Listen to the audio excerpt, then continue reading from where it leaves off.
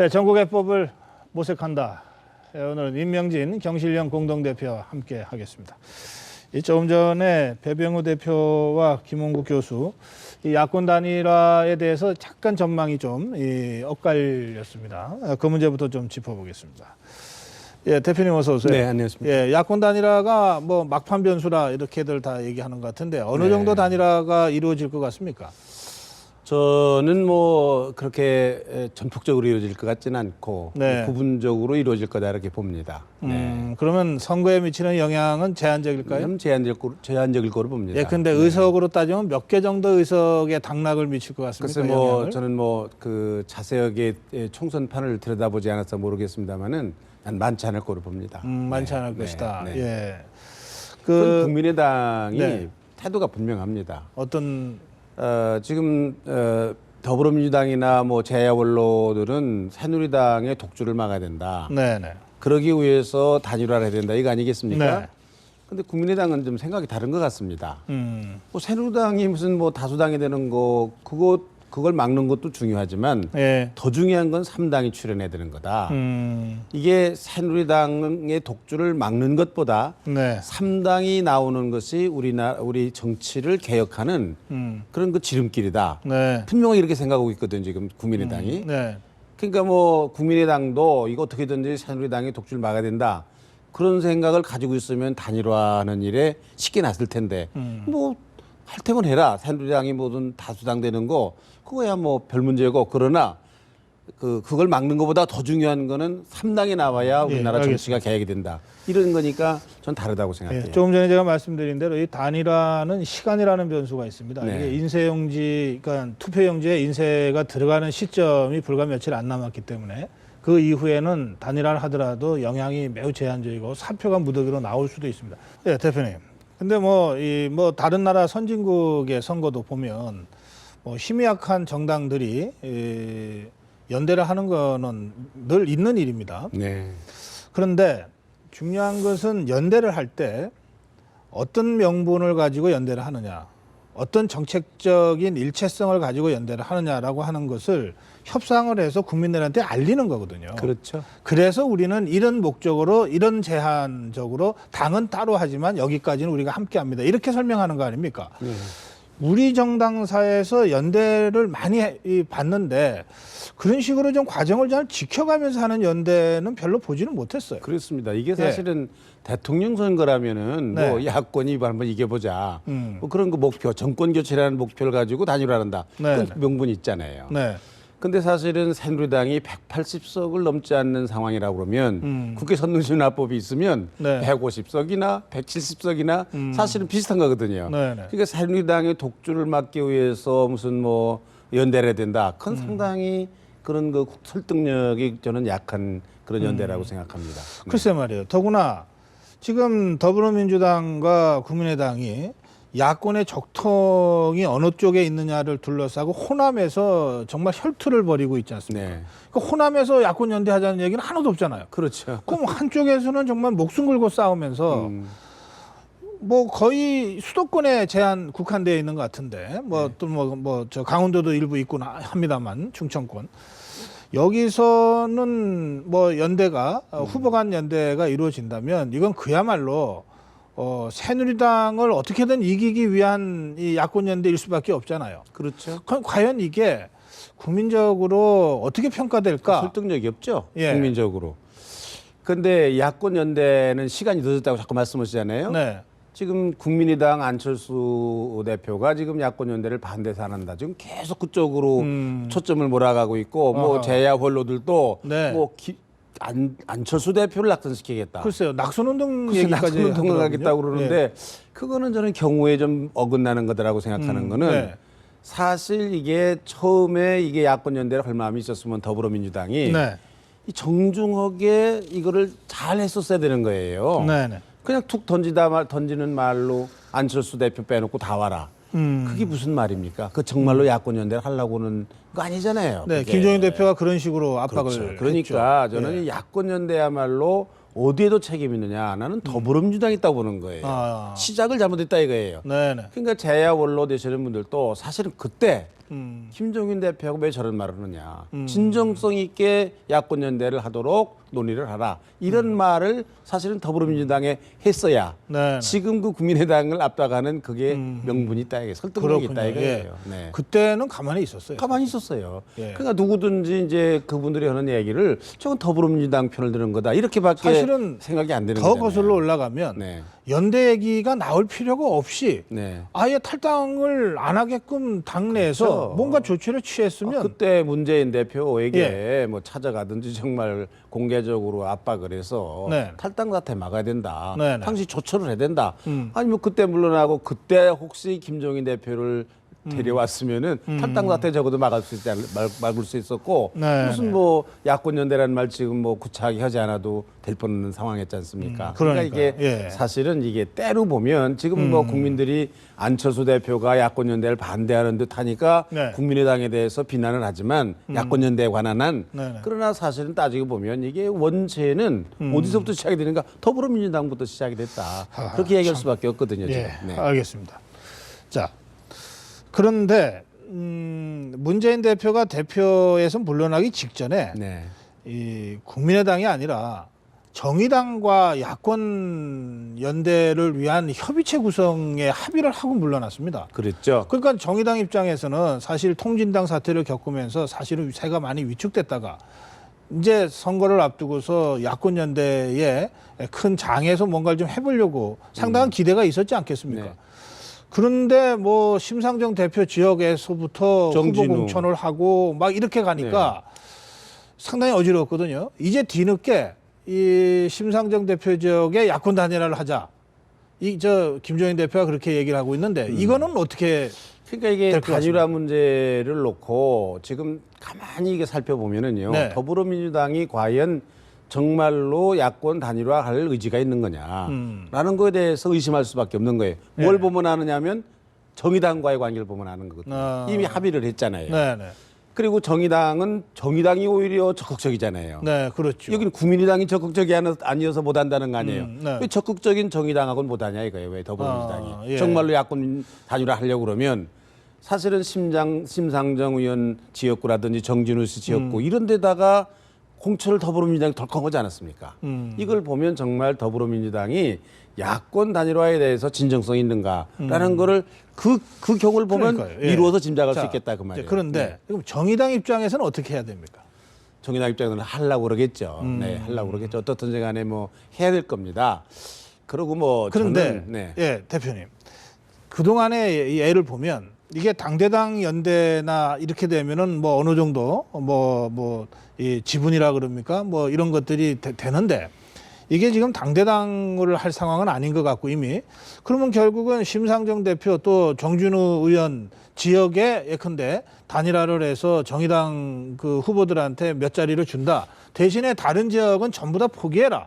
그렇게 해서라도 어쨌든 야권표를 더불어민주당으로 모아서 뭐 하여튼 하면 되지 않냐. 이게 지금 더불어민주당 쪽의 계산 아닌가요, 혹시? 그러니까 정말로 더불어민주당이 야권 연대를 하려고 그러면 이 야권 연대라는 게 정치적 행위 아니겠습니까? 그렇죠. 뭐 예를 들어서 그냥 지금 뭐 지지 순대로 한다든지 여론조사 순서대로 하면 국민의당이 몇 명이나 가겠습니까? 국민의당 그렇죠. 다 물러나라는 얘기 아니겠어요? 정의당도 거의 다 물러나야 정의당도 되는 다 거죠. 물러나라는 얘기 아니겠습니까?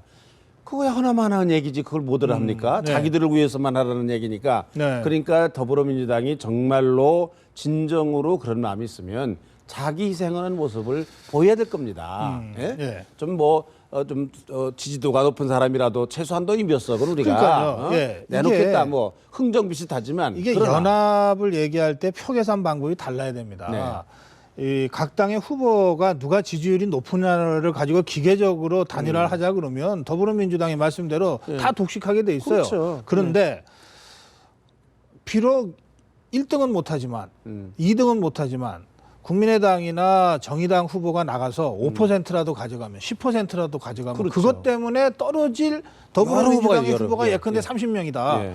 그러면 그중에 절반 정도를 내주더라도 절반을 건지는 게 더 이익이다. 이게 윈윈하는 계산법 아닙니까? 그렇습니다. 그러니까 그런 방식으로 하려면 당대당으로 얘기를 해야지 어떻게 지역의 후보들 간에 그 얘기를 하라고 할 수 있냐 이 말이에요. 그건 말이 안 되는 경우가 안 되는 경우죠. 그러니까 지금 뭐 그 야당을 지지하는 언론이나 이런 데서 계속해서 하여간 뭐 무작정적인 그 더불어 그 야권 연대를 주장하는 걸 제가 봤습니다만은 네. 구체적인 안을 내는 지금 그와 같은 논리를 적용해야 이게 그러니까요. 된다 이게. 예. 갇힌 사람이 양보하는 거예요. 예. 힘 있는 사람이 양보를 해야 이게 타협이 되는 거거든요. 이게. 야권 연대가 성사될 경우에 더불어민주당도 윈하고 이기고 국민의당도 이기고 그렇죠. 정의당도 이기는 안을 가지고 뭔가를 설득을 그렇죠. 해야 되는 거지. 윈윈하는 걸 가지고 해야지. 당신들 다 죽어라. 예. 누가 거기에 야권 연대에 응할 사람이 누가 있겠습니까? 알겠습니다. 지금 네. 이런 상황에서 이제 시간도 사실은 별로 남지 않아서 더불어민주당, 국민의당, 정의당 지도부가 이 야권 연대라는 이 복잡하고 어려운 해법을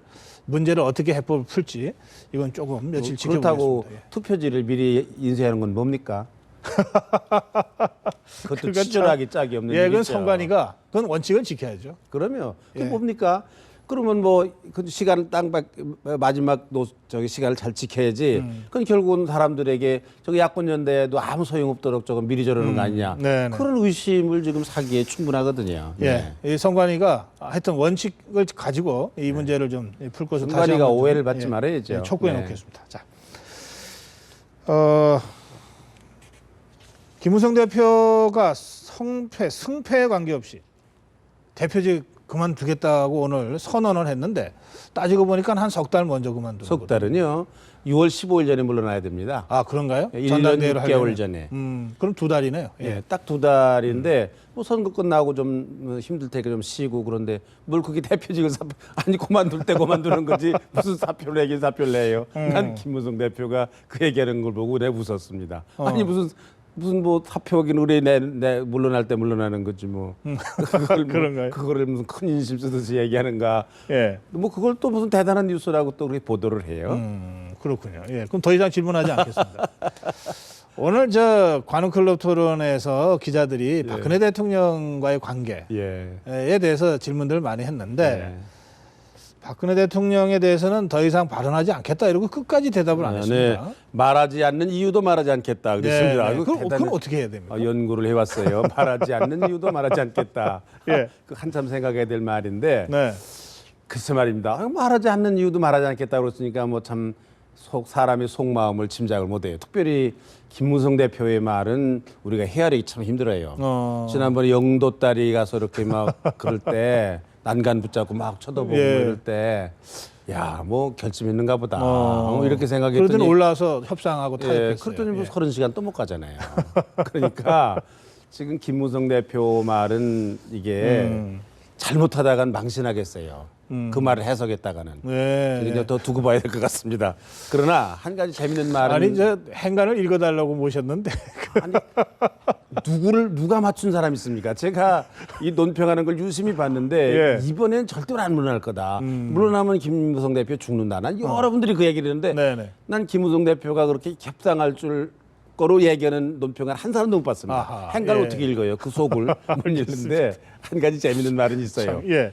루비콘강을 아직 건너지 않았다. 아직 건너지 않았다. 이제 예. 건널 때가 있을 거다라는 암시한 것 같아요. 아직은 안 굉장히 요즘 건넜다. 그 단어를 사용하는 걸 보면 정밀하게 정교하게 아하. 선택하는 걸 보니까 예. 뭐 말하지 않는 이유도 말하지 않겠다. 뭐 이거 얼마나 연구를 했겠습니까? 단어를. 이제 그런 걸 보면 아직 건너지 않았다 그러는 걸 그러니까 보면 다음에 아마 건너겠다는 얘기입니까? 다음에 건너겠다 그런 뜻이지 않을까. 이번은 아니다. 네. 예, 그래요. 이 선거 때마다 빠지지 않는 것이 막말인데요. 네. 뭐 오늘 여야에서 각각 저 정종서 후보가 박근혜 대통령을 예수에 비유하는 이 연설을 했습니다. 네. 목사님이시니까 네. 참 이거 어떻게 보셨습니까? 말세입니다. 의뢰 말세입니까? 세상이 망할 때쯤 되면 말세 되면은 예. 예수가 많이 나타났습니다. 또 그러고 추정하는 사람들이 나타났는데 예. 저는 이 얘기를 들으면서 이게 사람이 무너지면 얼마만큼 무너지는가 이게 마지막 극치를 보는 듯한데 이 정종섭 후보가 네. 얼마 전까지만 하더라도 서울대학교 법대 교수 법대 아니었습니까? 교수였습니다. 대학 대한민국 교수. 헌법을 강의하는 예. 헌법학자였습니다. 그렇잖아요. 예. 대단한 분 아닙니까? 점잖고 돈 딴 것도 아니고 헌법 가리키시는 분인데 네. 그 장관 되셨어요. 그래서 뭐 또 뭐 필승 무슨 구호에 쳐가지고 네. 좀 실수하시는구나. 그래서 이번엔 뭐 이렇게 막 가는데 이제 권력에 취한 거죠. 이게 사람이 이게 한번 뭐에 맞들리기 시작하면은 이게 참 걷잡을 수 없는 것 같아요. 그런데 네. 저는 이 말을 듣고 누가 조심해야 된다고 생각해요? 박근혜 대통령이 조심해야 됩니다. 대통령이 조심해야 한다. 이런 말을 하는 사람들 조심해야 됩니다. 나는 사실 지금 친박이다, 특별히 진박이다 하는 사람들 2년 후, 3년, 4년 후에도 박근혜 대통령이 정말 물러난 후에도 나는 박근혜 대통령을 위해서 이렇게 충성을 다하겠다. 그럴 사람이 몇이나 될까? 예. 모르겠습니다. 이게 특별한 사람들이니까 잘 모르겠지만 옛날에 보면은 그런 사람들이 제일 먼저 돌았었어요. 그런 사람들 역대 정권에 늘 있었습니다. 그런 사람들이 예. 제일 먼저 돌았었어요. 그러니까 박근혜 대통령이 지금 무슨 생각을 하셔야 되느냐면 네. 박정희 대통령을 배신하고 돌아선 사람이 누구였던가? 라는 걸 한번 생각해 보셔야 돼요. 예. 이런 사람들 멀리 하셔야 됩니다. 그래서 옛날에도 예수님 당시에도 예수님을 아주 뭐 극찬하고 아보던 제자들이 있었거든요. 네네. 사탄아 물러가라 뭐 이랬거든요. 예수님이. 예. 이게 박근혜 대통령께서도 이런 사람 사탄아 물러가라. 이 절대로 박 대통령에게 도움이 되는 사람이 아니다. 이런 사람들이 예. 조심하셔야 된다고 생각합니다. 알겠습니다. 네. 예, 이 이게 예수의 세상입니다. 네. 비유한 발언 때문에 제가 목사님을 모시고 좀 자세하게 그런 말씀을 좀 근데 아마 이번 청해 정정서 들었습니다. 후보의 예. 발언 때문에 새누리당이 많이 손해 볼 겁니다. 네. 네, 뭐 그럴 것 같네요. 네. 예. 후폭풍이 이게 좀 심각하게 오는 것 같습니다. 그보다 우리 예수 믿는 사람들이 마음이 더 넓으니까 용서하겠지만은 그래도 좀 만만치 않을 거로 저는 생각합니다. 네. 그런가 하면 네, 더불어민주당에서 그 부실장이라는 사람이 막말을 막 쏟아냈습니다.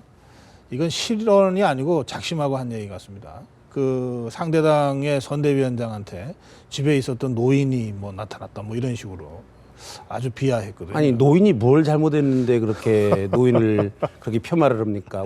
저도 노인입니다만은 예. 노인들 이 나라 경제 발전을 위해서 뼈빠지게 일했고 네. 민주주의를 위해서 고생 많이 했는데 노인이 뭘 잘못했는데 자꾸 이렇게 노인들을 욕을 합니까? 젊은 사람들이? 아니 그리고 제 말씀이 그러면 더불어민주당 김종인 대표는 어떡하라고 이렇게 발언을 하느냐 도대체. 네. 그럼요. 네. 그러니까 이게 분수가 없는 겁니다. 뭐 갈량 없이 그저 생각나는 대로 말하는 거예요. 여야를 할 거 없이. 예. 그리고 뭐 이분이 박근혜 대통령을 가리켜서 박근혜 씨 그랬다면서요. 네. 그게 무슨 말입니까? 네. 예? 박근혜 대통령을 뽑은 국민들에 대한 모욕이잖아요. 예? 네. 대통령 아닙니까? 그러니까 여당에서도 뭐 대통령을 가리켜서 누님이라고 하는 그런 사람도 있다는 얘기를 듣고 막말이죠. 예. 씨라고 하는 것도 막말이죠. 예의를 갖춰야죠. 더군다나 정치를 하는 분들이 저는 그렇게 하면 이 국민들에게 미치는 영향도 있고 자라나는 젊은 사람들이 우리 자녀들이 본받을까 겁나지 않습니까? 네. 예. 이 주진영 국민경제상황실 부실장이 그 더불어민주당의 경제정책 설명하는 자리에서 이제 이렇게 쭉 늘어났는데요. 이 당 차원에서 어떤 조치가 필요하다고 생각하십니까? 정종석 후보에 대해서나 또는 주진영 부실장에 대해서. 저는 뭐 최소한도 이게 뭐 주진영 부실장에 대해 당 차원에서 이거는 정중하게 사과라든지 무슨 조처를 해야 된다고 생각하고 예. 나는 정종석 후보에 대해서도 뭐 새누리당이 뭐 표정 깎이려면 가만히 있어도 되고 뭐 선거 국면 굉장히 민감한 그런 상황인데 뭐 적절한 조처가 있어야 된다 저는 그렇게 생각합니다. 네. 알겠습니다. 안 하면 뭐 자기들 손해지 뭐. 양당 다 그렇다는 그렇죠 말씀이죠. 뭐. 네. 예. 이게 뭐 선거가 다가가면서 이런 막말들이 늘 있어 왔고 이게 끝이었으면 좋겠는데 이제 선거가 막 시작이거든요. 내일부터 본격적인 선거전이 시작되기 때문에 이게 막말도 이제 시작이다 싶으니까 참 그러니까 걱정이 많습니다. 선거라는 게 자기가 잘해서도 성공을 하지만 실수해서 실패하는 경우가 더 많습니다. 손님 조심해야 실수로 됩니다. 네, 하여튼 조심해야 됩니다. 알겠습니다. 네. 이 당 차원에서의 조치가 필요하다. 네. 지려면 가만히 놔둬도 좋다. 네. 이렇게 말씀하신 걸로 마무리하겠습니다. 고맙습니다. 예.